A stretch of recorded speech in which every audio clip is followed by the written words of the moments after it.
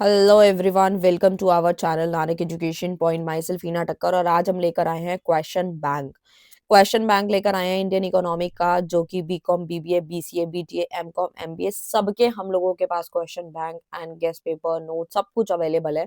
अगर आपको चाहिए तो आप दिए गए नंबर पे संपर्क कर सकते हैं। नंबर आपके सामने है 8178359562 पर। तो आप ये लेना चाहे तो ले सकते हैं।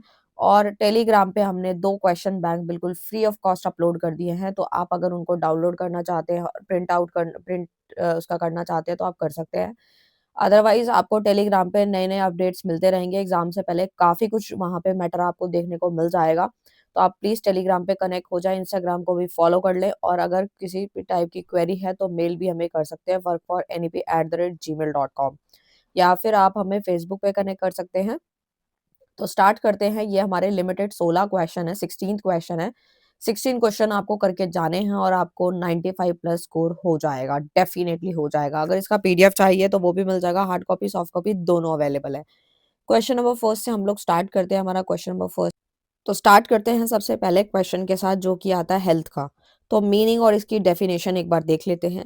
Health refers to the state of complete physical, mental and social wellbeing and not merely the absence of disease और इन्फिर्मिटी। यानी कि हेल्थ क्या है? अगर हम एक हेल्थ की बात करें, अगर हम जब भी किसी डॉक्टर के पास जाते हैं तो हमारी हेल्थ जो है वो वीक होती है, ठीक है? यानी हम फिजिकली, मेंटली, सोशल या कुछ ऐसे तरीके से जो होता है हम फिट नहीं होते तो ही हम डॉक्टर के पास जाते हैं, यानी कोई हमें डिसीज़ देखने को मिलती है।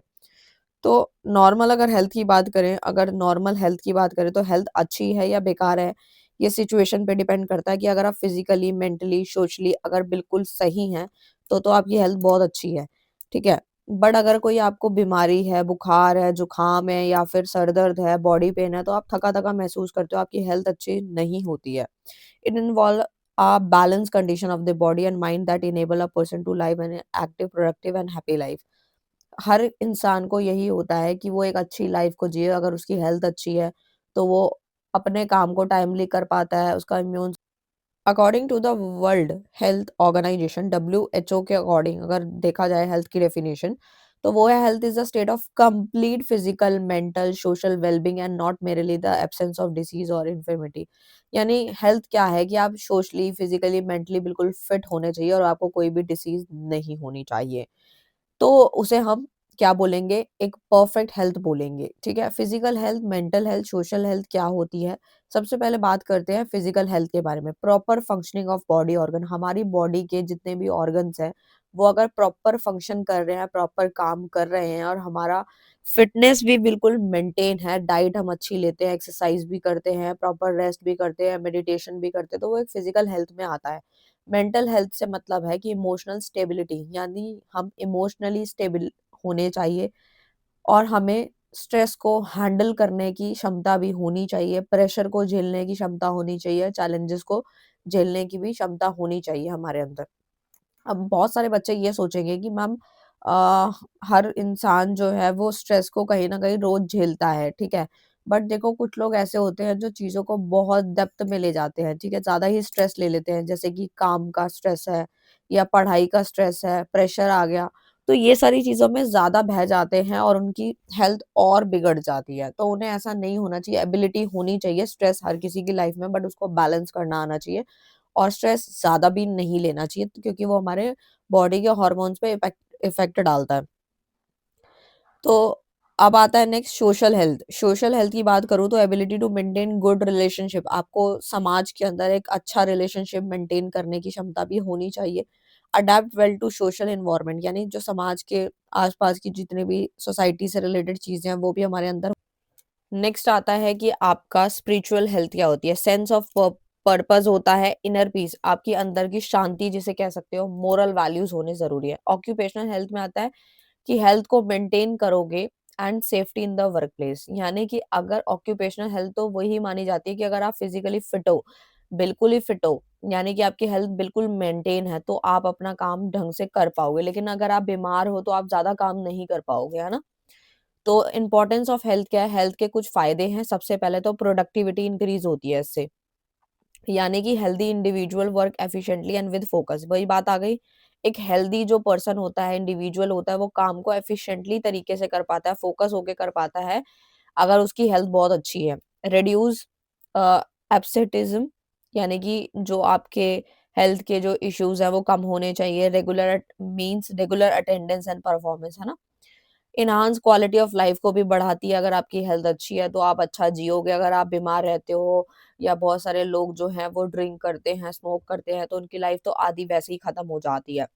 क्वालिटी ऑफ लाइफ भी एनहांस होती है हेल्थ से, यानी कि हैप्पीनेस प्रमोट होती है, लाइफ को सैटिस्फैक्शन मिलती है, इकोनॉमिक ग्रोथ भी सपोर्ट होती है, हेल्थ केयर कॉस्ट भी रिड्यूस हो जाती है। अब हेल्थ के कुछ कौन-कौन से फैक्टर ऐसे हैं जो मैं ये पढ़ा रही हूँ आप लोगों को कि भई जो भी फैक्टर हैं वो कौन-कौन से फैक्टर जो हैं वो आपकी हेल्थ को इफ़ेक्ट करते हैं। सबसे पहले तो जेनेटिक फैक्टर होता है, ठीक है? हेरिडिटरी डिसीज़ेज़ हो गए, ट्रेट्स हो गए, ये आपके हेल्थ को इफ़ेक्ट करते हैं। एनवायरमेंटल फैक्टर में आता है जैसे क्लीन एयर, वाटर सराउंडिंग, है ना? हमारे आस-पास का वातावरण कितना साफ-सुथरा है, उसके अकॉर्डिंग हमारी हेल्थ डिपेंड करती है। जैसे आप देखते हो पहाड़ों में कितनी फ्रेश एयर होती है, ठीक है? और लोगों का रंग भी काफ़ी साफ होता है वहाँ पे, ठीक है? तो ये सारी चीज़ें आती हैं। लाइफ़स्टाइल चॉइसेस में आता है जैसे डाइट है, एक्सरसाइज़ है, स्लीप है, हैबिट है। बहुत सारे लोग तो एक्सरसाइज़ को लेके तभी सोचते हैं जैसे उन्होंने कोई योगा क्लास जॉइन किया है, डांस क्लास जॉइन किया है, या फिर वो वॉक करने जा रहे हैं या जिम जॉइन करा है। तो उस टाइम पीरियड पे हमें लगता है कि हमें जो है अपनी डाइट को लेके या अपनी एक्सरसाइज को लेके वर्कआउट करना चाहिए। लेकिन जैसे ही हम छूट जाता है तो हम थोड़ा लेज़ी हो जाते हैं, और ऐसा हर किसी के साथ होता है। सबके साथ नहीं होता, लेकिन जो चीज़ें कुछ लोग जो हैं वो डाइट को लेके बहुत ज़्यादा सोचते हैं, या फिर वो डाइट कॉन्शियस है तो वो कंटिन्यू करते रहते हैं। तो लाइफ़स्टाइल चॉइसेस पे भी डिपेंड करती है कि आपकी जो डाइट है, एक्सरसाइज है, आपकी स्लीप कितने देर की है, 7 टू 8 आवर्स आप स्लीप ले रहे हो, नहीं ले रहे, या फिर आप सिर्फ 2 घंटे ही सो रहे हो, या नींद नहीं आ रही। हैबिट्स हैं जैसे कि स्मोकिंग, अल्कोहल, इन्होंने यहाँ पे एग्जांपल्स दिए जो मैंने आपको पहले ही बता दिए। सोशल इकोनॉमिक कंडीशन में आता है इनकम, एजुकेशन, ऑक्यूपेशन, ये भी आपकी हेल्थ को इफेक्ट करते हैं। बहुत सारे बच्चे सोचेंगे कि मैम इनकम, एजुकेशन, ऑक्यूपेशन कैसे हमारी हेल्थ को इफेक्ट करती है। देखो, जिसकी इनकम अच्छी होती है उसको काफ़ी, मतलब नॉर्मल अगर मैं बात करूँ तो थोड़े सा स्ट्रेस लेवल कम होता है कि हाँ, इनकम जनरेट हो रही है तो हमें हेल्थ को सही रखना है, डाइट लेते रहते हैं, ठीक है? वो सारी चीज़ें हैं। एजुकेशन भी कहीं न कहीं, पढ़ाई-लिखाई जब हम करते हैं, चीज़ें पढ़ते हैं तो हमें चीज़ें समझ आती है कि हमारी एक बैलेंस डाइट प्रॉपर क्या होती है, कैसे मेंटेन होती है।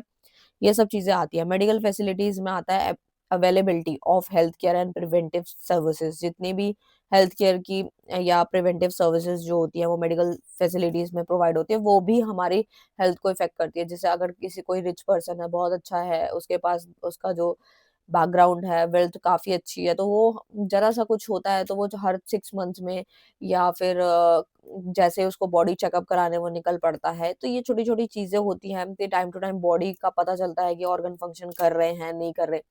लेकिन एक बेचारा गरीब व्यक्ति है जिसके पास रोटी खाने को पैसे नहीं है, तो वो कहाँ अपना हेल्थ चेकअप कराएगा, है ना? तो ये छोटी-छोटी चीज़ें होती हैं। मेडिकल फैसिलिटी पे भी डिपेंड करता है कि आपको मेडिकल फैसिलिटी किस प्रकार से मिल रही है, क्या-क्या अवेलेबल है। वो भी आपकी हेल्थ को इफ़ेक्ट डालती है। मेंटेन गुड हेल्थ, कौन-कौन से वेज़ हैं? तो ये तो आपको खुद पता होना चाहिए। आप खुद सोचो कि अगर आप हेल्दी रहना चाहते हो, आप चाहते हो कि जो है, आप कई बार क्या होता है, अब छोटे-छोटे बच्चे जो होते हैं, लाइक सेकंड, थर्ड क्लास में होते हैं, वो भी सीढ़ियाँ चढ़ते हैं, ऐसे साँस फूलने लगती है उन लोगों की। तो ये छोटी-छोटी चीज़ें हैं, अगर हम इस पे ध्यान दें, तो हमें समझ आ जाएगा, ऑटोमैटिक इसका आंसर समझ आ जाएगा कि मेंटेन गुड हेल्थ, कि हमें अगर अपनी हेल्थ को अच्छा बनाना है, मेंटेन करना है, तो क्या-क्या चीज़ें हमें चाहिए। पता हमें सब होता है, लेकिन हम कर नहीं पाते, हम उसे इग्नोर कर देते हैं। जैसे eat a balance and nutritious diet. अब मैंने एक छोटे बच्चे का एग्ज़ाम्पल इसीलिए लिया है क्योंकि वो चीज़, अब जब आप अभी आप ग्रेजुएशन में हो, ठीक है? तो आपका वो फेज़ स्कूल वाला निकल चुका है और आपके साथ भी वो चीज़ें निकल चुकी है, तो आपको बहुत अच्छे से समझ आएगा। इनफैक्ट आज भी आप अपनी चीज़ों को जो है कंपेयर कर पाओगे। तो जैसे कि बैलेंस डाइट है, जैसे हम स्कूल में आजकल देखते हैं कि बच्चे कई बार मैगी लेके चले जाते हैं, ठीक है? या फिर सैंडविच लेके चले जाते हैं, ठीक है? कभी-कभार चलता है, बट मोस्टली क्या होता है, पराठा लेके चले गए, ये सब चीज़ें लेके चले जाते हैं। बट हम एक्चुअल बात करें फ्रूट्स की या फिर बैलेंस डाइट की, तो उस पे हमारा ध्यान बहुत कम होता है। बहुत ऐसा नहीं है, मैं सबकी बात कर रही हूँ, बट मेजरली बता रही हूँ कि आजकल हम जंक फूड की तरफ ज़्यादा बढ़ चुके हैं और हमारा ध्यान जो है बैलेंस डाइट की तरफ धीरे-धीरे बहुत खत्म हो चुका है, जो कि हमें ये प्रॉब्लम क्रिएट करा रही है, बाल का झड़ना, ये वो सारी चीज़ें हो रही हैं। एक्सरसाइज रेगुलरली, हमें एक्सरसाइज भी रेगुलरली करनी चाहिए टू मेंटेन बॉडी फिटनेस। हमारी बॉडी की जो फिटनेस है वो तभी मेंटेन रहेगी जब हम रेगुलर बेसिस पे एक्सरसाइज करेंगे। पता हमें है लेकिन हम जो है थोड़ा सा जो है इग्नोर कर देते हैं। Get adequate sleep and rest, हमें हमारी बॉडी को हम सारा दिन, आज के टाइम की अगर मैं बात करूं, मैं आपको काफी डेप्थ में इसलिए करा रही हूँ क्योंकि आपको कंटेंट चाहिए वहां पे लिखने का। अगर मैं आपको बोल दूं कि आप ये 7 पॉइंट पढ़ लिया, आपने 7 पॉइंट्स पढ़ लिया और उसके बाद आप मैटर लिख लो, तो आप नहीं लिख पाओगे। यही छोटे छोटे एग्जाम्पल, जिन्होंने इसका हार्ड कॉपी हमसे मंगाया था, सॉफ्ट कॉपी लिया, तो वो प्लीज पेन पेंसिल लेकर इस पीडीएफ को बैठे और साथ में पढ़ते रहे। तो मैं वही समझा रही हूँ कि एडिक्वेट स्लीप बहुत जरूरी है। हम सारा दिन फोन चलाते हैं आजकल, मोस्टली लोगों का काम आजकल जो है ऑनलाइन, जैसे होमवर्क कर रहे हैं, बच्चा भी आजकल फोन से बहुत ज्यादा कनेक्टेड है। उसको कोई वर्कशीट मिली है तो वो उसको करनी है, या फिर उसको कोई क्लास लेनी है, ऑनलाइन क्लास लेनी है, तो कहीं ना कहीं फोन का यूज बहुत ज्यादा बढ़ गया। तो अब हम नींद नहीं आएगी, अगर 2 दिन हम सोएंगे नहीं ना तो हम पागल हो जाएंगे, क्योंकि पूरा दिन हम फोन का इस्तेमाल करते हैं, कितने रेडिएशंस होते हैं, और उसके बाद अगर हम स्लीप नहीं लेंगे तो बहुत ज्यादा दिक्कत होगी। तो आप खुद सोच सकते हो कि एक एडिक्वेट स्लीप का होना बहुत जरूरी है। अवॉइड हार्मफुल हैबिट, जो हमारी हार्मफुल हैबिट्स है, जैसे कुछ लोग स्मोक करते हैं, बहुत ज़्यादा अल्कोहल लेते हैं, तो उससे कभी बॉडी फिटनेस में नहीं आ सकती। मेंटेन हाइजीन एंड क्लीनिनेस भी बहुत ज़रूरी है, हमें आसपास की चीज़ें भी साफ-सुथरी रखनी चाहिए। ऐसा नहीं है कि घर में 10 दिन तक झाड़ू ही नहीं लगा या पोछा ही नहीं लगा या डस्टिंग हमने करी ही नहीं है। तो ये सारी चीज़ें भी कहीं न कहीं हमारी जो है हेल्थ को इफ़ेक्ट करती हैं। मैनेज स्ट्रेस, हमें स्ट्रेस को मैनेज करना है, ये काफ़ी इम्पोर्टेंट पॉइंट है जो कि आज के यूथ के लिए मोस्ट इम्पोर्टेंट है। कि अगर आपने आज के टाइम पे अपने स्ट्रेस लेवल को मेंटेन या मैनेज करना सीख लिया, तो आपको आगे बहुत ज़्यादा आप तरक्की कर जाओगे। Go for regular health checkup, आ गया ना वही वाली बात कि हमें टाइमली बेसिस पे, मैं ये नहीं कह रही कि हाँ, आपको हर महीने चेकअप करवाओ आप, बट 6 मंथ्स में तो आपको हेल्थ चेकअप करवा ही लेने चाहिए। क्योंकि जिस प्रकार से हम अपनी बैलेंस डाइट की तरफ इग्नोर कर रहे हैं, एक्सरसाइज भी इतनी नहीं कर पा रहे, वर्कआउट नहीं हो पा रहा, डाइट नहीं ले पा रहे, स्ट्रेस भी ज़्यादा बढ़ रहा है और रेडिएशंस भी रोज़ इतनी आ जाती हैं, तो उन सारी चीज़ों को देखते हुए हमें हेल्थ चेकअप 6 मंथ्स में करवा ही लेना चाहिए। नेक्स्ट आता है, क्वेश्चन नंबर 2 आता है, economic development and under development. आप मुझे प्लीज़ कमेंट करना, मैं इतने डिटेल में करा रही हूँ, इससे ज़्यादा डिटेल में चाहते हो या फिर इससे कम डिटेल में, तो प्लीज़ मुझे कमेंट करना और प्लीज़ अटेंडेंस ज़रूर लगा देना, ठीक है? क्योंकि यार आप लोग अटेंडेंस लगाते हो तो मेरे को बड़ा सही लगता है कि पता लगता है कि आप लोग वीडियो को बहुत ध्यान से सुन रहे हो, समझ रहे हो मेरे एग्जांपल जो मैं देती हूँ, ठीक है? तो प्लीज़ कमेंट करना। तो इकोनॉमिक डेवलपमेंट, और एक चीज़ और बोलना चाहूँगी कि जो बच्चे हैं ये जिनकी बैक आई हुई है इस सब्जेक्ट के अंदर, क्योंकि काफ़ी बच्चों के मेरे को कमेंट आए थे कि मैम हम लोगों ने कुछ भी नहीं पढ़ा था और मैटर कंटेंट बना-बना के लिखा था तो हमारी बैक आ गई है। बहुत सारे बच्चों के मैसेज आते हैं, कॉस्ट अकाउंटिंग में बैक है या इस सब्जेक्ट में बैक है। तो मैं एक चीज़ बता दूँ आप लोगों को, जिन-जिन बच्चों की बैक आ रखी है वो मुझे पर्सनली मैसेज करें, मैं उनका समाधान करूँगी, उनको प्रॉपर एक गाइडेंस दूँगी कि आपको गेस पेपर पढ़ना चाहिए या फिर आपको क्या इम्पोर्टेंट क्वेश्चन पढ़ने चाहिए। आप मुझे टेक्स्ट कर देना, बिल्कुल शर्म मत करना कि मैम क्या सोचेंगी, तो ऐसा बिल्कुल नहीं है, हमारी टीम उस पे काम करेगी और हम आपको पूरा गाइड करेंगे। अब कई बच्चे ऐसे होते हैं, ये पॉइंट मैं प्लीज़ थोड़ा-सा ले रही हूँ, क्योंकि बहुत सारे बच्चों की ज़िंदगी इसी पे अटकी हुई है और मुझे बिल्कुल पसंद नहीं है कि मैं सिर्फ़ पढ़ाती जा रही हूँ और आप लोगों की कोई हेल्प नहीं कर पा रही। तो मुझे भई हेल्प करनी है, मैं आप लोगों को पढ़ाती भी इसी प्रकार से हूँ कि आप लोग मेरे सामने बैठे हो और मैं आप लोगों को पढ़ा रही हूँ और जो आपके मन में डाउट है, टेंशन है, उसको भी मेरे को ख़त्म करना है। तो बहुत सारे बच्चों के मैंने 2-3 दिन पहले भी मैसेजेस पढ़े और इनफैक्ट मुझे फ़ोन भी आए थे और उनका समस्या यही है कि मैम हमारी पूरा का पूरा ग्रेजुएशन कंप्लीट हो गई है, लेकिन हमें कॉस्ट अकाउंटिंग में 2 बार बैक मिल गई है। ऐसे कई बच्चों को मैंने देखा है जिनकी जो एक-एक सब्जेक्ट, 2-2 सब्जेक्ट के पीछे उनको पूरे साल लटका रखा है और हालाँकि उनकी पूरी डिग्री वैसे कंप्लीट हो चुकी है, पूरा सब में वो पास है, 1 या 2 जो पेपर वो लोग देते हैं, लेकिन उसमें बार-बार बैक आ जाती है, तो वो बहुत ज़्यादा टेंशन में है, तो भई उनका समाधान हम लोगों के पास है। आप ये मत सोचना कि कोई 2-4 वीडियो देख के चले जाओगे और आप पास हो जाओगे, जिन बच्चों के 2 नंबर, 4 नंबर ऐसे आ रहे हैं और रीवैल्यूएशन कराने के बाद भी वो पास नहीं हो पा रहे, तो उसका समाधान हम लोगों के पास है। वो जो दिक्कत का समाधान हम लोग कर देंगे और अगर आपने हमारे साथ कनेक्ट कर लिया, हम लिख कर देते हैं कि आप डेफ़िनिटली इस बार पास हो जाओगे 110%। आप हमें व्हाट्सएप करें और बताएँ कि किस सब्जेक्ट में आपने जो है बैक आपकी आई है, ठीक है? तो उसका समाधान हम जल्द निकालेंगे, आपकी सिचुएशन के अकॉर्डिंग।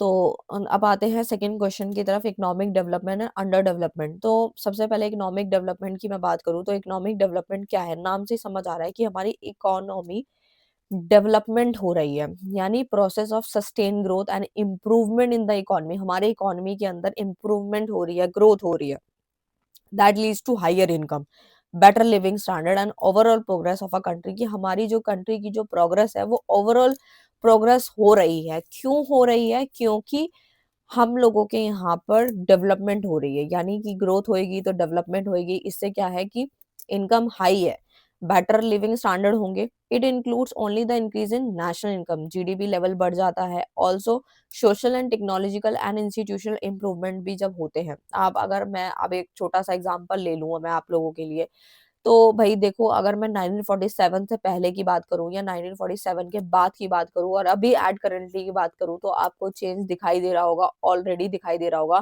क्योंकि आपने इंडियन इकोनॉमी को बहुत ध्यान से पढ़ा है क्लास 12th में, तो आपको पता होगा।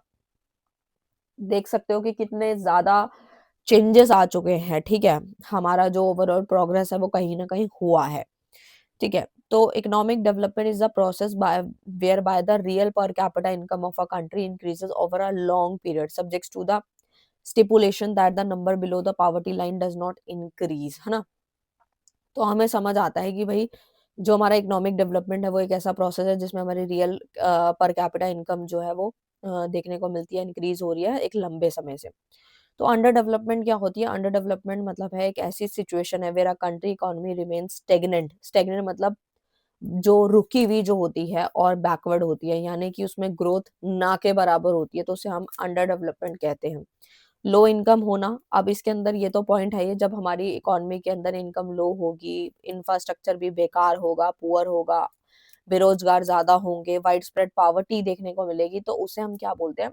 अंडर डेवलपमेंट कहते हैं, कि हमारा देश तरक्की नहीं कर रहा है, स्टेगनेंट है उसकी जो भी हमारी कंट्री, जो इकोनॉमी जो काम कर रही है वो ऐसी सिचुएशन है जहाँ पे ग्रोथ बिल्कुल स्टेगनेंट है, रुकी हुई है, ठीक है। अब फीचर्स की बात करूँ तो इकोनॉमिक डेवलपमेंट के कुछ फीचर हैं, जैसे कि यहाँ पे बताया गया है नेशनल इनकम इंक्रीज होना एंड पर कैपिटा इनकम का बढ़ना, क्योंकि ये तो हमारा इकोनॉमी डेवलपमेंट है, यानी कि हम डेवलपमेंट की तरफ बढ़ रहे हैं, तो हर चीज अच्छी अच्छी होएगी। इसके अंदर आप ये पॉइंट्स लिख सकते हो।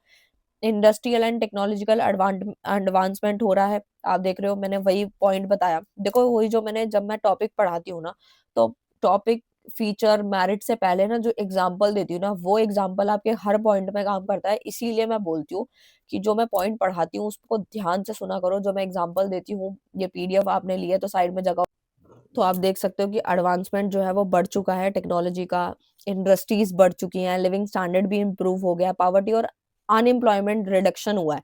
बिल्कुल गरीबी खत्म नहीं हुई है, लेकिन पहले से कम हो गई है, क्योंकि जो लोग हैं वो पढ़ लिख रहे हैं और कमा रहे हैं, बिजनेस कर रहे हैं, जॉब कर रहे हैं, एजुकेशन सेक्टर एक्सपैंड हुआ है, हेल्थ केयर भी बढ़ गया है। कहाँ पहले अगर हम पिछली किताबें उठा करके देख लें और पिछला डेटा उठा करके देख लें, तो जो हेल्थ केयर है, एजुकेशन है, कहाँ स्कूल इतने कम हुआ करते थे, आजकल कितने प्राइवेट स्कूल्स खुल चुके हैं, कहाँ बेड्स नहीं हुआ करते थे हॉस्पिटल में, आज इतने सारे बेड्स हो चुके हैं, यानी रीजन ग्रोथ बैलेंस हो रही है।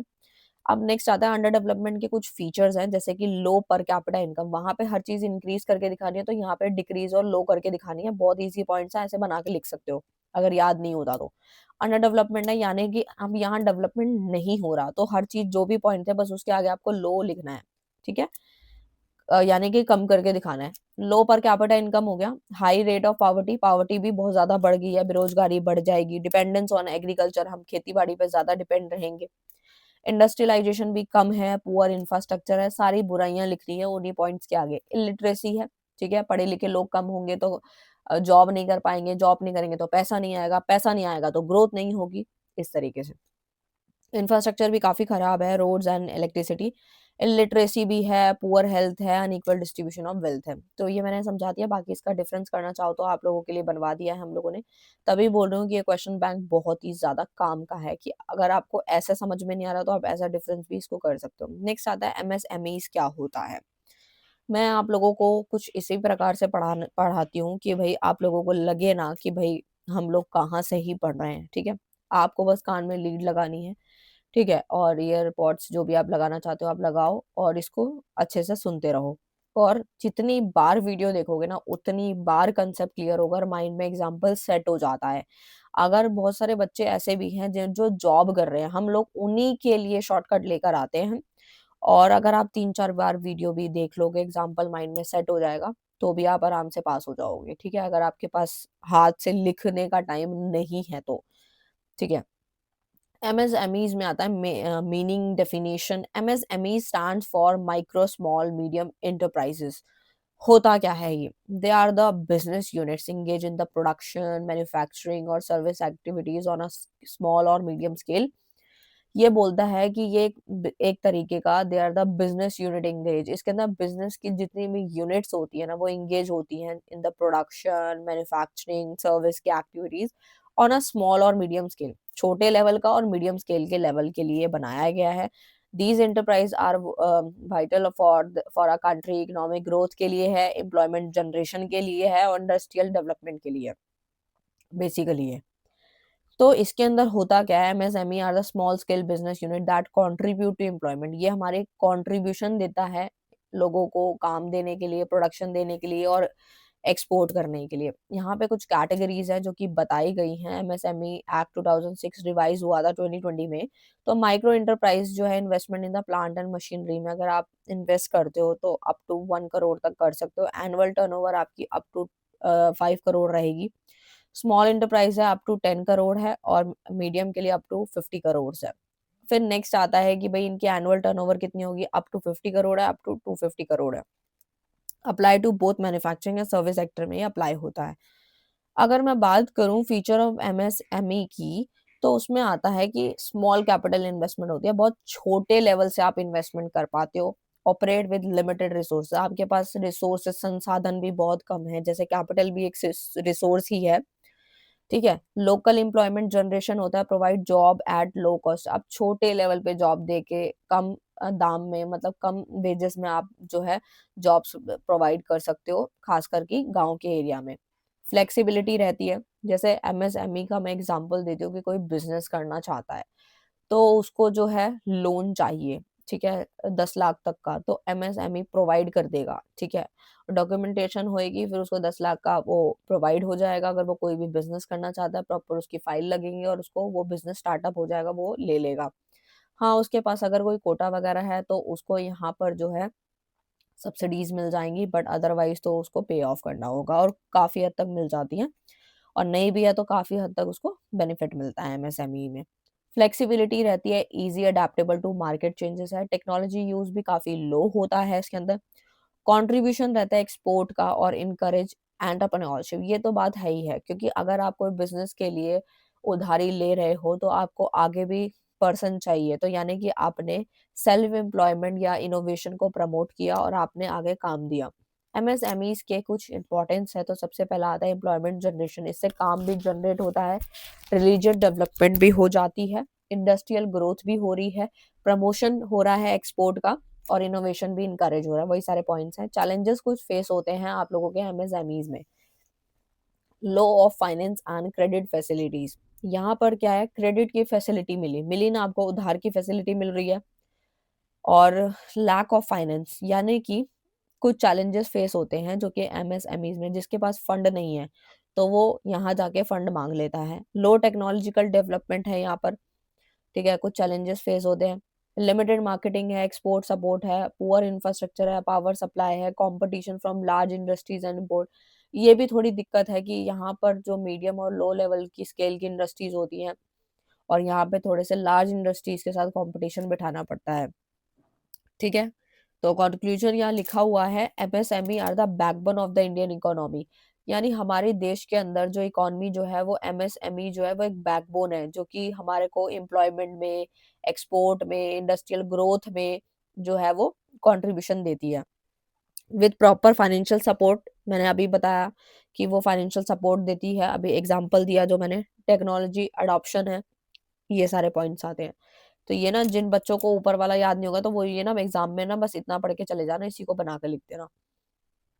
नेक्स्ट आता है, अब ये सारी छोटी छोटी चीजें आपको किसी किताब में नहीं मिलने वाली और इग्नू के किसी किताब में नहीं दिखेगी। इन शॉर्ट लिखा है या 2 लाइन में अगर आप पढ़ के जाना चाहते हो तो बना के कंटेंट लिख दो। अगर आपके पास टाइम अच्छा खासा है, 4-5 महीने हैं आपके एग्जाम में, तो आप इग्नू की बुक पढ़ो अगर आप पढ़ सकते हो तो। बट आपके पास टाइम नहीं है, आपको चाहिए बस मुझे मेन मेन क्वेश्चन करके जाने हैं जो एग्जाम में दिखे, तो फिर ये पीडीएफ को बाय कर लो बिना किसी सोचे समझे, अगर आप बैक नहीं लाना चाहते तो।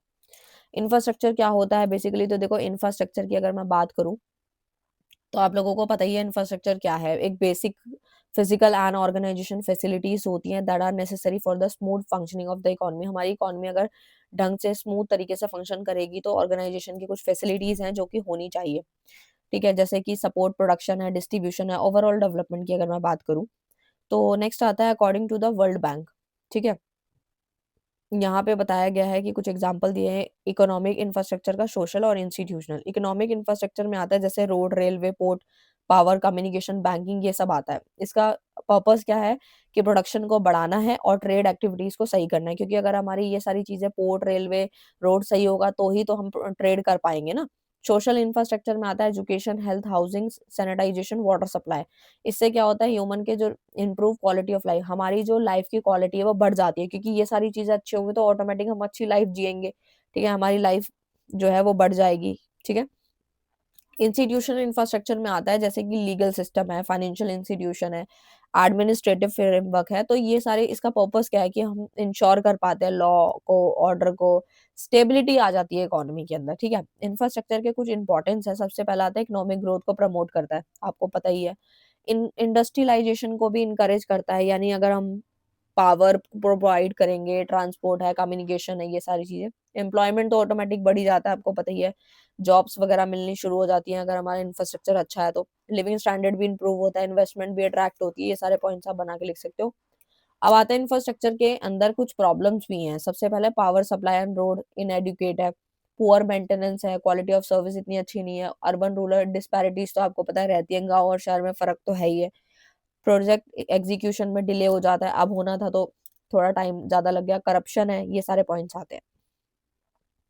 नेक्स्ट क्वेश्चन आता है एग्रीकल्चर का, ठीक है। तो एग्रीकल्चर क्या होता है, agriculture is the science and art of cultivating the soil, growing crops and raising live stock for the food, raw material and other human needs. देखो एग्रीकल्चर क्या है, खेती बाड़ी क्या है कि हमारी जो इंसान की जो जरूरतें हैं वो पूरी हो जाए, सब्जियां उगा रहे हैं या गेहूं उगा रहे हैं, बाजरा उगा रहे हैं, तो ये सारी चीजें हमें चाहिए, इसके बिना हम नहीं जी पाएंगे, ठीक है। और दूसरी कंट्री जो नहीं बो रही हैं उनको भी मिल जाएगा, ठीक है।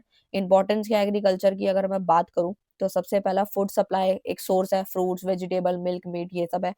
इससे काम भी मिलता है, एम्प्लॉयमेंट जनरेट होती है, यानी कि employ more than 40% India workforce लगी हुई है एग्रीकल्चर सेक्टर में।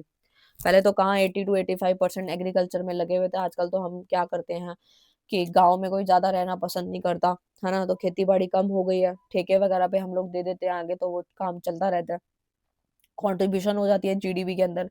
रॉ मटेरियल फॉर इंडस्ट्री जैसे टेक्सटाइल है, शुगर है, डेयरी के प्रोडक्ट्स हैं, ये सब आता है। Source of foreign exchange, agriculture export करता है, लाइक टी है, कॉफी है, स्पीसेस, अन रेवेन्यू, मतलब ये सारी चीजें एक्सपोर्ट करके जो है कमाया जा सकता है। टी कॉफी वगैरह हम लोग बेच के रेवेन्यू जनरेट कर लेते हैं, रूरल डेवलपमेंट भी सपोर्ट होता है, ठीक है। वही सारे पॉइंट्स आप लिख सकते हो।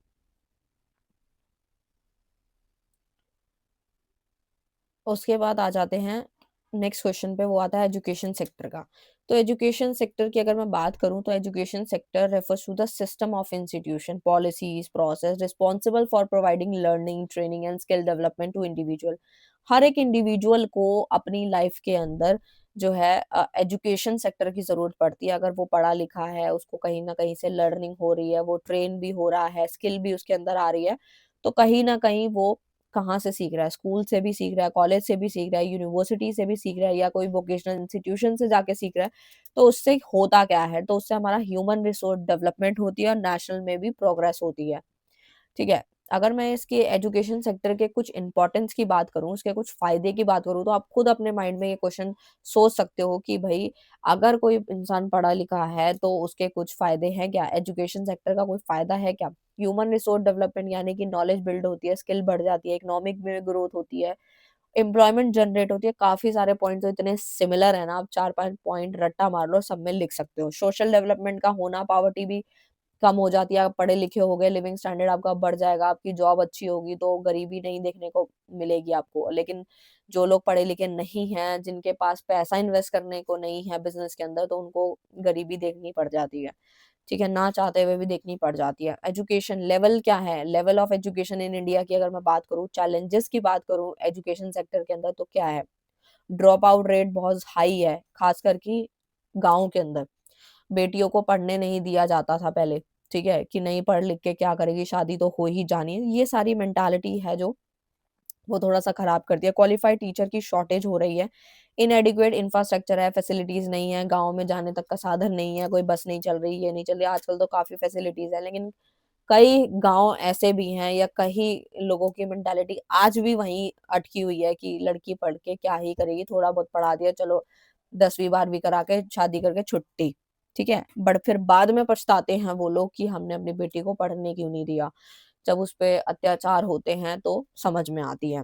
क्योंकि आज के टाइम पे अगर हम बात करें एक एजुकेशन लेवल की, तो हर एक लड़की का इंडिपेंडेंट होना बहुत ज़रूरी है, नहीं पता होता कि कब क्या हो जाए।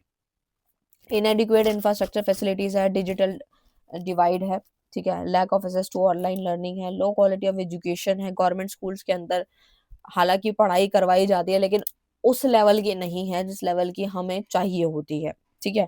जेंडर एंड रीजन इनइक्वालिटी की बात करूँ तो वो तो रहता ही है, mismatch between education and employment needs के बारे में बात करते हैं। नेक्स्ट आता है कुछ गवर्नमेंट ने इनिशिएटिव लिए थे एजुकेशन डेवलपमेंट के अंदर, सबसे पहला आता है नेशनल एजुकेशन पॉलिसी एनईपी 2020।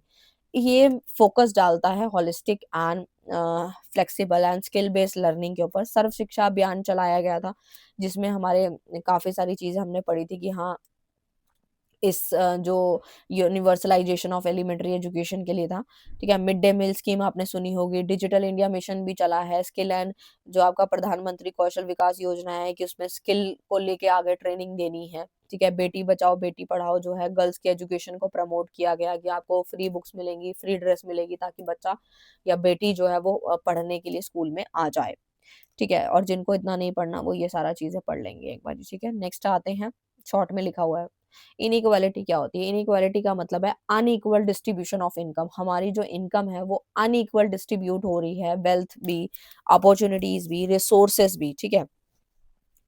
तो ये सारे पॉइंट्स आते हैं, इनइक्वालिटी नाम से समझ में आ रहा है हमें। तो इसमें क्या है कि inequality is the state of not being equal equally exceptionally in status right and opportunity. हर किसी को अधिकार सेम नहीं मिले हुए, अपॉर्चुनिटी हर किसी को सेम नहीं मिली, हर किसी का स्टेटस भी सेम नहीं है, तो उसे इनइक्वालिटी कहते हैं। इकोनॉमिक अनइक्वालिटी में क्या आ जाता है, जैसे कि अब आपको और अच्छे से समझ में आएगा, जैसे अमीर और गरीब के अंदर जो इनकम का जो गैप आ जाता है ना, वो आता है। अब अमीर अमीर क्यों होता जा रहा है, क्योंकि हो सकता है कि उसके पास जो है दादा परदादा की प्रॉपर्टी पड़ी हो, पैसा पड़ा हो और उसने उसी को री इन्वेस्ट करके इनकम जनरेट कर ली हो।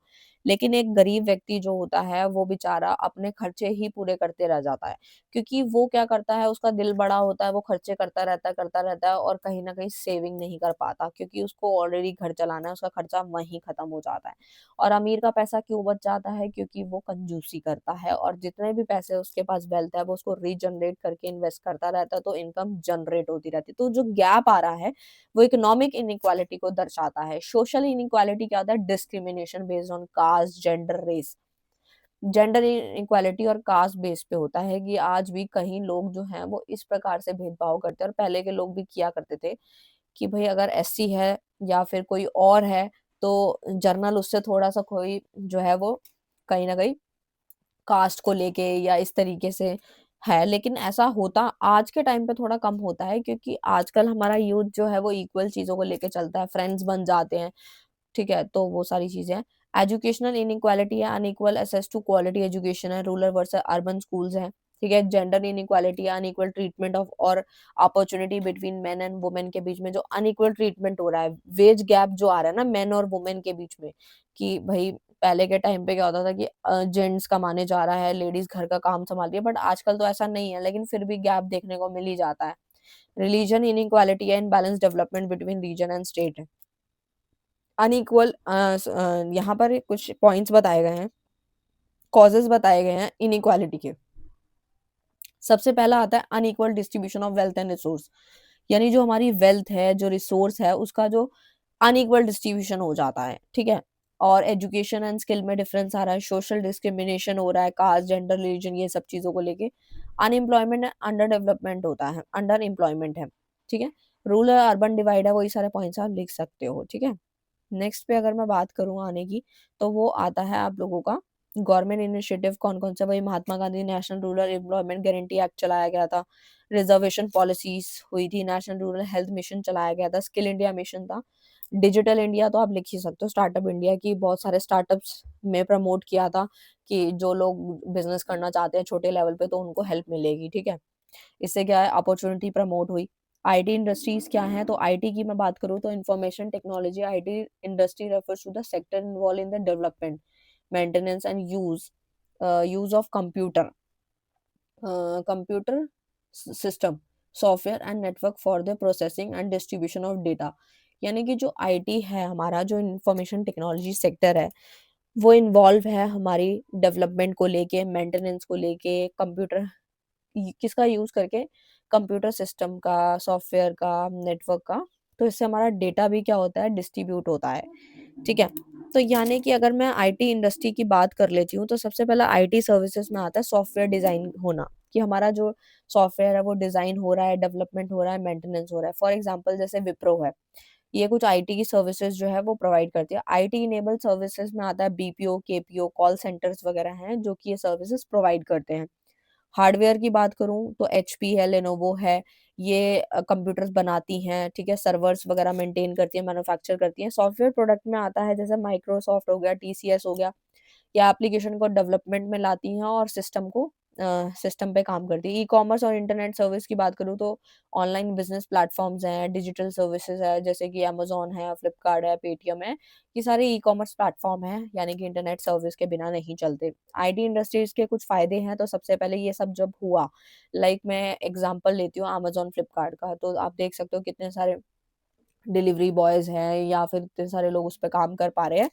तो ये क्या है, इससे एम्प्लॉयमेंट जनरेट हुआ, जीडीपी भी बूस्ट हुआ है, exchange earning, foreign exchange earnings भी बढ़ गए हैं, डिजिटलाइजेशन प्रमोट हुआ है, इनोवेशन इनकरेज हुआ है, एफिशिएंसी बढ़ गई है, सारे पॉइंट्स आते हैं, ठीक है। तो आईटी इंडस्ट्री की बात करूँ ग्रोथ की, तो अगर आप 90s से इसको कंपेयर करेंगे, जब एलपीजी आया था, पिलर जब खड़े हुए थे, अगर आज से इसको कंपेयर करूँ तो काफी डिफरेंस है। वो पिलर आए इसलिए थे ताकि हमारी इकोनॉमी बिल्कुल खड़ी हो जाए, जो डाउनफॉल आया था वो अपग्रेड हो जाए, यानी कि the growth was supported, skill man power हो, इंग्लिश प्रोफेंसी हो, कॉस्ट की एडवांटेज हो, ठीक है।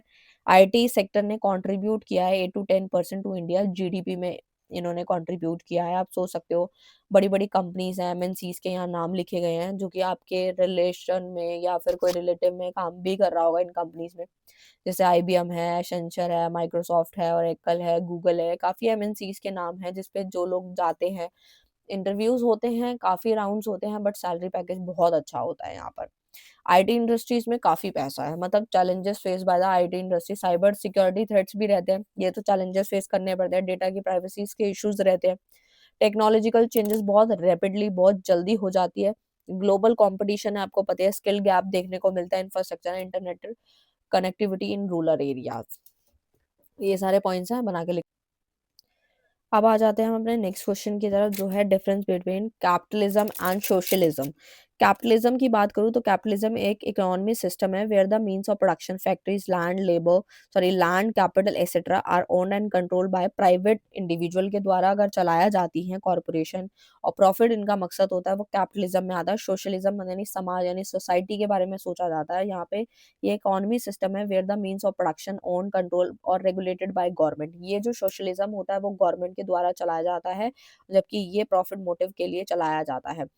ओनरशिप रिसोर्स की बात करूँ तो प्राइवेट इंडिविजुअल्स आएंगे, आपको पता है, बिजनेस ओन रिसोर्सेज, उनके बिजनेस के खुद के रिसोर्स होंगे, और जबकि यहाँ पे क्या होगा, ये किसके द्वारा चलाया जाता है, मैनेज रिसोर्स इंडस्ट्री, यानी कि द स्टेट और community own and manage resources and industry, government के द्वारा चलाए जाते हैं। प्रॉफिट की बात करूँ तो यहाँ पे मेन मोटिव होता है प्रॉफिट, और यहाँ पे समाज की सेवा करना, और मेन जो है वो कलेक्टिव बेनिफिट होता है, यानी सोशल वेलफेयर के लिए काम किया जाता है, प्रॉफिट के लिए काम नहीं किया जाता। यही 2-3 पॉइंट्स आप लिख सकते हो, एग्जाम्पल के तौर पे आप यहाँ लिख सकते हो, यूनाइटेड स्टेट, जापान, यूके हो गया, और यहाँ पे आता है China in part, Cuba, north Korea, farmer, ये सब आते हैं इसमें, ठीक है। नेक्स्ट की बात करूँ पॉलिसी एंड थ्योरी और मल्टीप्लायर की, तो पॉलिसी क्या होती है? कोई भी पॉलिसी जब बनती है, अलग-अलग पॉलिसीज़ बनाई जाती है इकोनॉमी को बढ़ाने के लिए। Policy refers to the set of principle और action adopted by the government. Government क्या करती है? अपने कुछ स्पेसिफिक इकोनॉमिक ऑब्जेक्टिव को पूरा करने के लिए कुछ पॉलिसीज़ बनाती है। जैसे monetary policy, fiscal policy, trade policy and income policy. ठीक है? तो यहाँ पे इस प्रकार से ये कुछ पॉलिसीज़ हैं।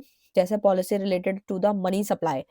मनी सप्लाई से रिलेटेड अगर है या फिर इंटरेस्ट रेट जो कंट्रोल होता है by the central bank RBI, तो वो हमारी मॉनेटरी पॉलिसी, मॉनेटरी मतलब पैसों से रिलेटेड वाली। फिजिकल में आती है गवर्नमेंट फिस्कल पॉलिसी आती है, जो गवर्नमेंट पॉलिसी रिगार्डिंग टैक्सेशन है, पब्लिक एक्सपेंडिचर है, बोरिंग्स है, वो हमारी फिजिकल पॉलिसी में आती है। ट्रेड में आती है एक्सपोर्ट इम्पोर्ट आएगा। इनकम पॉलिसी में आएगा वेजेस एंड प्राइसेस को कंट्रोल करने की जो पॉलिसी बनाई जाती है।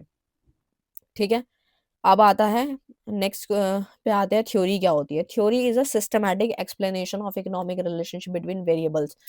ठीक है, तो होता क्या है कि यहाँ पर इकोनॉमिक थ्योरीज की अगर मैं बात करूँ तो क्लासिकल थ्योरी है और क्वांटिटी थ्योरी है, थ्योरी मल्टीप्लायर है। ठीक है, ये तो बस आप सिर्फ इसको जो है पढ़ लेना, और वैसे मैंने इसको गेस्ट पेपर में डिस्कस किया था डिटेल में, तो आप वहां से भी पढ़ ले सकते हो। ठीक है, मल्टीप्लायर में क्या आता है? Multiplier also called investment multiplier. इसका भी मैंने ना एक चार्ट बना के समझाया था कि किस तरीके से काम करता है। इसका एक फॉर्मूला है, के इज इक्वल टू 1/1 - 1 - MPC। ठीक है, तो यानी कि ये इसका फॉर्मूला है। के स्टैंड फॉर मल्टीप्लायर है, एमपीसी है मार्जिनल प्रोपेंसिटी टू कंज्यूम। मैंने ना इसके जब ये क्लास आपको 12th में कराया था ना, तो इसके काफी सारे क्वेश्चंस भी कराए थे, और मैं जल्द ना इसके ऊपर इंस्टाग्राम पे ना शॉर्ट वीडियो बनाने वाली हूँ, तो आप वो लोग इंस्टाग्राम फॉलो कर लेना। तो वहां पे भी है, देखो एक क्वेश्चन करके दिखाती हूँ मैं एमपीसी का। जैसे एमपीसी इज इक्वल टू 0.8 दे रखा है, तो फॉर्मूला आपके सामने 1 का 1 रखा फॉर्मूले का, और 1 भी रखा, माइनस रखना है हम लोगों को, क्या रखना है? एमपीसी रखना है। तो एमपीसी कितना है? 0.8 है। तो 1 - 0.8 करेंगे, पूरा सॉल्व करेंगे, तो you will get 5। Okay, multiplier जो होता है बेसिकली वर्क कैसे करता है? हमारी इन्वेस्टमेंट को इंक्रीज करने का काम करता है। ठीक है, they spend part of the income, increase income of others, यानी कि अदर्स की इनकम को भी इंक्रीज करता है। ठीक है, तो ये है। अब आते हैं नेक्स्ट क्वेश्चन की तरफ, जो कि है federalisation. Federalisation refers to the process of dividing powers. हम अपनी पावर्स को क्या करते हैं? डिवाइड करते हैं। And responsibility between a central government and state और government within a single political system. एक सिंगल पॉलिटिकल सिस्टम जो होता है, जिसके अंदर हम सेंट्रल और स्टेट को लेके पावर्स को डिवाइड करते हैं, जिम्मेदारियों का बंटवारा करते हैं, उसे फेडराइजेशन हम कहते हैं। ठीक है, तो यहाँ पर आता है डिवीजन ऑफ पावर। पावर को हम लोग डिवाइड करते हैं, जैसे पावर है divided between central and state government by the constitution. जैसे यूनियन लिस्ट हो गया, स्टेट लिस्ट हो गया, कॉन्करेंट लिस्ट हो गया इन इंडिया। रिटन कॉन्स्टिट्यूशन क्या है? एक संविधान है लिखा हुआ, जो कि क्लियरली आपकी पावर को, आप फंक्शन को, हर एक लेवल ऑफ गवर्नमेंट की दर्शाता है। सुप्रीमेसी ऑफ द कॉन्स्टिट्यूशन क्या है? The constitution is the supreme law of the land, all the government must act according to it, है ना। ड्यूअल गवर्नमेंट में क्या था? सेंट्रल एंड स्टेट जो होता है, two level of government, each working independently, अपने तरीके से काम कर रहे हैं, अलग अलग हैं इंडिपेंडेंट तरीके से। इंडिपेंडेंट जुडिशरी की बात करूँ तो इंडिपेंडेंट जुडिशरी एक्सेप्ट लिया supreme court, interpret the constitution, resolve dispute between the level of government. जितने भी लेवल ऑफ गवर्नमेंट के डिस्प्यूट्स हैं, उनको रिजॉल्व करने का काम कर देती है ये। बाइकैमल लेजिस्लेचर में आ जाता है आपका लोअर हाउस हो गया और अपर हाउस आ जाता है। ठीक है, नेक्स्ट की अगर बात करूँ तो रिजिड कॉन्स्टिट्यूशन है, जो कि amendment procedures are often complex to protect the balance of power between the central and state. ठीक है, तो अगर इसके उद्देश्य की बात करूँ तो वही है, यूनिटी को मेंटेन करता है, और हमारे कॉन्सेंट्रेशन ऑफ पावर को प्रिवेंट करता है, लोकल इंटरेस्ट को प्रोटेक्ट करता है, डेमोक्रेटिक पार्टिसिपेशन को इंश्योर करता है। ठीक है, और कंक्लूजन आप लिखना चाहो तो आप लिख सकते हो, वही शॉर्ट में है जो मैंने बताया ना, उसको शॉर्ट में लिखा हुआ है, और मैं सिर्फ मेन मेन करा रही हूँ आप लोगों को। ठीक है, एनर्जी प्रोसेस की बात करूँ तो एनर्जी क्या है? Energy process refers to the series of step involve in the production, conversion, transmission, utilization of energy to perform work और प्रोवाइड सर्विसेज। यानी कि हाउ एनर्जी इज जनरेटेड, कैसे जो एनर्जी है वो जनरेट होती है, ट्रांसफॉर्म होती है, और डेली लाइफ में कैसे इस्तेमाल करी जाती है। ठीक है, तो एनर्जी रिसोर्स एक्सट्रैक्शन, प्रोडक्शन, जैसे कि आपका एग्जांपल के तौर पे mining of coal, drilling of petroleum wells, है ना, पेट्रोल निकालना, ये सब आता है एनर्जी रिसोर्स में। थर्मल पावर प्लांट कन्वर्ट हो रहा है coal, thermal power plant convert coal into electricity, ये सब आता है। सोलर पैनल्स हो गए, ये सब आता है। एनर्जी ट्रांसमिशन डिस्ट्रीब्यूशन में आपकी जो पावर ग्रिड है, पाइपलाइन है, ट्रांसपोर्टेशन सिस्टम है, ये सब आता है कि कंज्यूमर तक कैसे जो है पानी पहुंचेगा, ये सब एनर्जी ट्रांसमिशन में आता है। एनर्जी यूटिलाइजेशन में आपकी लाइटनिंग, हीटिंग, ट्रांसपोर्टेशन, मैन्युफैक्चरिंग, ये सब आती है। ये एग्जांपल नीचे दिए हुए हैं। और रिसाइकलिंग में आपको पता ही है, रिन्यूएबल एनर्जी का इस्तेमाल होता है, लाइक वेस्ट हीट रिकवरी, है ना, ये सब आता है।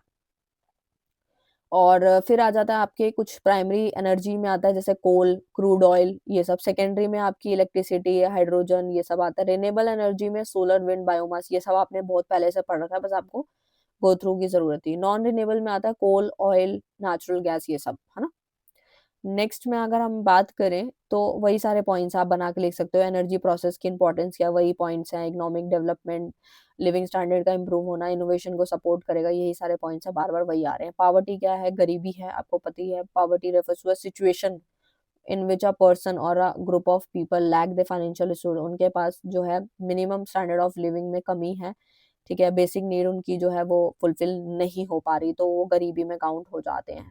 एब्सोल्यूट पॉवर्टी में आ जाता है when people do not have enough income to meet basic survival, मतलब उनके पास रोटी कपड़ा मकान भी नहीं है, तो वो एब्सोल्यूट पॉवर्टी में आता है। रिलेटिव में आता है व्हेन पीपल लेस इनकम और resource compare to other in the society, यानी a person earning much less than average income, मतलब वो एवरेज इनकम से भी कम कमा रहा है, तो वो रिलेटिव पॉवर्टी में आता है। और अर्बन पॉवर्टी में क्या आता है, स्लम ड्वेलर्स इन मेट्रो सिटीज, यानी कि जो शहरों के अंदर जो अपनी ज़रूरतों को पूरा नहीं कर पा रहे, डिग्री लेके बैठे हैं, गरीबी देखने को मिल रही है उन्हें। रूरल मतलब क्या है कि वो पढ़े लिखे नहीं हैं, इंफ्रास्ट्रक्चर भी ज़्यादा अच्छा नहीं है, जैसे कि लैंडलेस फार्मर्स इसके एग्जांपल्स हैं।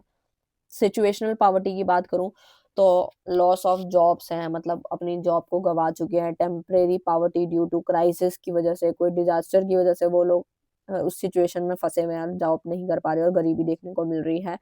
जनरेशनल पॉवर्टी में आता है poverty passed from one generation to another, कि हाँ पहले दादा परदादा भी इतने पैसे वाले नहीं थे, बैकबोन स्ट्रांग नहीं थी, तो आगे भी वही फेस करना पड़ रहा है। लेकिन अगर नहीं करना चाहते तो मेहनत करनी पड़ेगी, पढ़ाई लिखाई करके कुछ बनना पड़ेगा। कॉजेज क्या है पॉवर्टी के, गरीबी क्यों हो जाती है, तो देखो भाई सिंपल सी बात है, हमारी इकोनॉमिक कॉज है हमारे कुछ, जैसे कि लिटरेसी का होना, हम पढ़े लिखे नहीं है, कास्ट जेंडर का डिस्क्रिमिनेशन है, पुअरनेस, गवर्नेंस है, करप्शन है, पॉपुलेशन ग्रोथ है, ये सारी चीजें। और हमारी पॉवर्टी को कौन कौन से पॉइंट इफेक्ट करते हैं, तो सबसे पहला आता है इलिटरेसी, ठीक है, lack of access to education है, unemployment, no regular secure job, है ना, स्टैंडर्ड ऑफ लिविंग काफी लो है, हेल्थ अच्छी नहीं है, खाने को नहीं मिल रहा है, हेल्थ के भी इश्यूज हैं, ये सब। पावर्टी को मेजर करने के तीन पॉइंट्स हैं। एक तो पावर्टी लाइन है, यानी कि आपको एक लाइन बना दी गई है, अगर आप उसमें आते हो, यानी कि पावर्टी लाइन एक रेखा खींच दी गई है, ठीक है।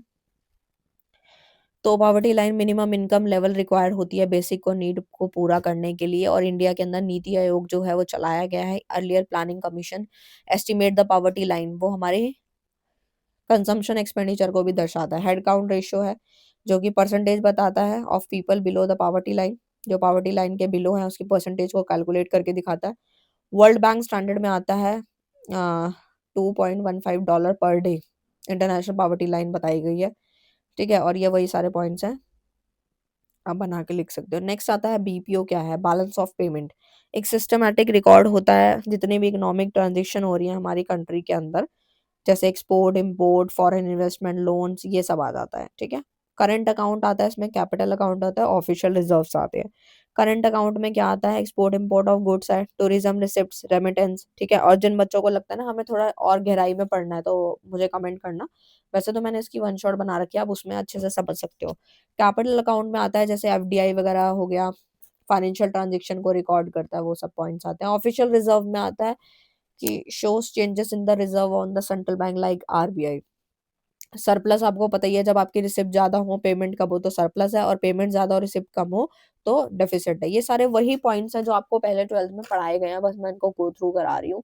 और ज्यादा डिटेल में पढ़ना है तो आप 12th की वीडियो भी देख सकते हो, अदरवाइज मैंने वन शॉट कराया है इंडियन इकोनॉमी का, ग्रेजुएशन लेवल का, वो आप देख सकते हो, ठीक है। तो नेक्स्ट आता है डब्ल्यूटीओ, क्या है, यानी कि वर्ल्ड ट्रेड ऑर्गेनाइजेशन, एक इंटरनेशनल ऑर्गेनाइजेशन है जो कि हमारे ग्लोबल ट्रेड जो है उसको रेगुलेट करता है, चलाता है बिटवीन नेशन, है ना। और इसको एस्टैब्लिश कब किया गया था? 1 जनवरी 1995 को किया गया था। हेडक्वार्टर इसका जिनेवा स्विट्जरलैंड में है। ये भी मैंने पढ़ाया था, काफ़ी डेप्थ में कराया था मैंने ये आपको टॉपिक। डब्ल्यूटीओ के कुछ उद्देश्य है, जैसे फ्री एंड फेयर ट्रेड करो, टैरिफ्स को रिड्यूस करो, जितने भी बैरियर्स हैं उनको खत्म करो, क्योंकि बैरियर्स खत्म होंगे तो ट्रेड होगा तो इनकम आएगी, इनकम होगी तो ग्रोथ हो जाएगी। ट्रेड के डिस्प्यूट को सेटल डाउन करना है, नॉन डिस्क्रिमिनेशन होना चाहिए। डब्ल्यूटीओ के कुछ फंक्शंस हैं, जैसे कि ट्रेड पॉलिसीज को मॉनिटर करता है और लोगों को एम्प्लॉयमेंट प्रोवाइड कर रहा है, मौका दे रहा है कि आके काम कीजिए। और इस प्रकार से डब्ल्यूटीओ के कुछ बेनिफिट्स हैं, ग्लोबल मार्केट एक्सेस है, आपको पता ही है, फेयर कंपटीशन को प्रमोट कर रहा है, ये सारे पॉइंट्स आते हैं। नेक्स्ट आता है आईसीटी क्या है, यानी information and communication technology, refers to the technological tools and system used to create, store, process, transmit and exchange information. यानी कि आईसीटी जो है वो कनेक्ट करता है लोगों को, बिजनेसेस को, गवर्नमेंट को, थ्रू डिजिटल कम्युनिकेशन करके, कंप्यूटिंग टेक्नोलॉजी के साथ जोड़ के इनको कनेक्ट कर देता है। जैसे कि हार्डवेयर, कंप्यूटर, सर्वर, राउटर्स हो गए, ये सब। सॉफ्टवेयर में एप्लीकेशन, आप कितने सारे एप्लीकेशन से कनेक्ट कर पा रहे हो काफ़ी सारी चीज़ों को। नेटवर्किंग है, इंटरनेट है, इंट्रानेट है, वाईफाई है, बिना वाईफाई के आप कुछ नहीं कर पा रहे आज के टाइम पे, तो ये आईसीटी के अंडर में आता है। ठीक है, ये आप डिफरेंस कर सकते हो, जो मैंने ऊपर पढ़ाया ना, काफ़ी इजी पड़ेगा अगर वो समझ में नहीं आ रहा तो।